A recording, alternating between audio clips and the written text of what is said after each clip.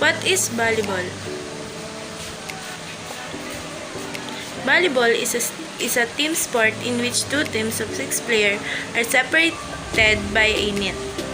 Each team tries to score points by grouping a ball in the other team court under organized rules. It has been a part of the special program of the Summer Olympic Games since Tokyo 1964. So, ang volleyball daw po ay may team sport. At ito ay nagkakaroon ng 2 teams. At bawat isang team ay nagkakaroon ng 6 players. Separate by a net.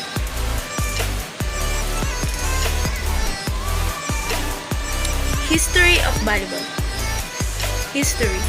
Volleyball was invented in 1895 by William G. Morgan, physical director of the Young Men's Christian Association in Holyoke, Massachusetts. It was designed as an indoor sport for businessmen who found the new game of basketball too vigorous. Morgan called the sport Mintonet until a professor from Springfield College in Massachusetts noted the volleying nature of play and proposed the name of volleyball. The original rules, written by Morgan and printed in the first edition of the official handbook of the Athletic League of the Young Men's Christian Association of North America in 1897.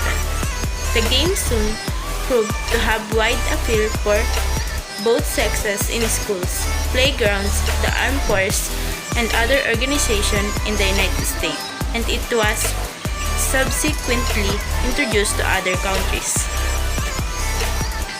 In 1916, rules were issued jointly by the YMCA and the National Collegiate Athletic Association. The first nationwide tournament in the United States was conducted by the National YMCA Physical Educational Committee in New York City in 1922.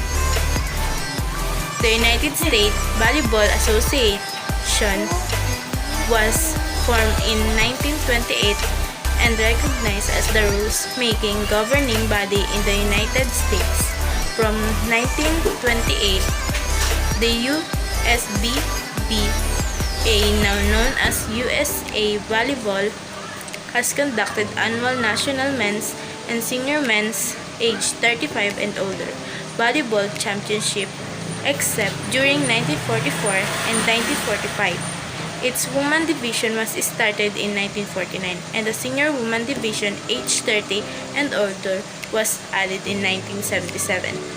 Other national events in the United States are conducted by member group of the USAV, such as the YMCA and the NCAA. Volleyball was introduced into Europe by American troops during World War I. When national organizations were formed, the Federation International de Vol (FIVB) was organized in Paris in 1947 and moved to Lausanne, Switzerland in 1984.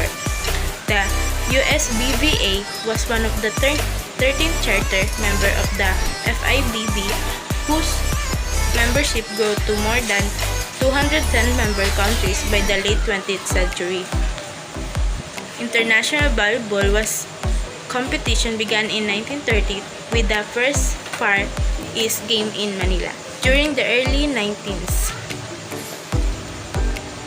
and continuing until after World War II. Volleyball in Asia was played on a larger court with a lower net and 9 players on a team. The FIVB sponsored World Volleyball Championship for men only in 1949 for both men and women in 1952, and succeeding years led to acceptance of standardized playing rules and officiating. Volleyball became an Olympic sport for both men and women in the 1964 Olympic Games in Tokyo. These are the rules and regulations of volleyball. Number 1. A team consists of 6 players. You must play with at least 5 players, 2 of which must be women, never more than 3 men on the court at a time. This must be called before the game. Number 2. It is considered a forfeit for your team if you have less than 5 players. You are welcome to play an exhibition game, but it will count as a loss in the standing, even if the other team agrees to allow you to play with 4 players. Planagans to recognize the game as a loss. This must be called before the game, so if the 4 player with no conflict can ensure all players must be present within the 15 minutes grace period. Number 3. Each member of the team shall serve in turn, rotating clockwise. Number 4. Teams will value for first serve. The team winning the ball will serve this first game. The team that loses serves the following game. Number 5. The server shall stand with the both feet behind the rear boundary line and may not step on or over the boundary line until after the serve has been hit. Number 6. If a player touches the ball or the ball touches a player, he or she is considered as having played the ball. Exception: a block is not considered a hit. Each team may hit the ball 3 times before the ball is hit to the opposing team. Number 7. Players are not permitted to scoop, hold, or lift the ball. Players may not touch the net. Number 8. Players are not permitted to spike the ball on the serve. Players are not allowed to come from back to front to spike. Number 9. It is legal to contact the ball with any part of the body above the knee as long as the ball rebounds immediately and does not lie against the body. Kicking is not permitted. Number 10. It is permissible to run out of bounds and play a ball before it contacts an object out of bounds. Once it hits an object out of bounds, it is a dead ball.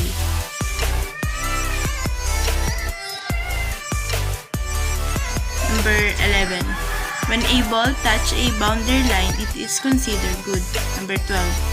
A ball touching the body more than once in succession is considered a double hit, and it's illegal except when blocking or on a hard driving spikes.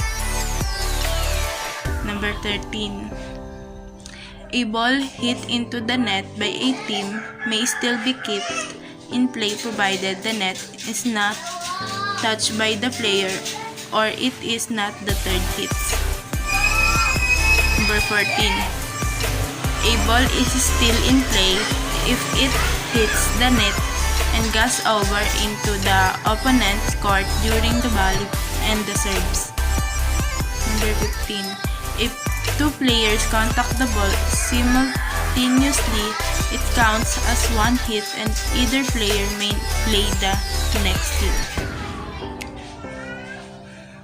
Court dimension and equipment. Volleyball court dimension. The volleyball court is 60 feet by 30 feet in total. The net in place in the center of the court, making each side of the net 30 feet by 30 feet. Dimension. The playing court is 18 meter long and 9 meter wide and is surrounded by a free zone 3 meter wide on all sides. The space above the playing area is known as the pre-playing space and is a minimum of 7 meter high from the playing surface. This is the volleyball court and dimension. Officiating in volleyball.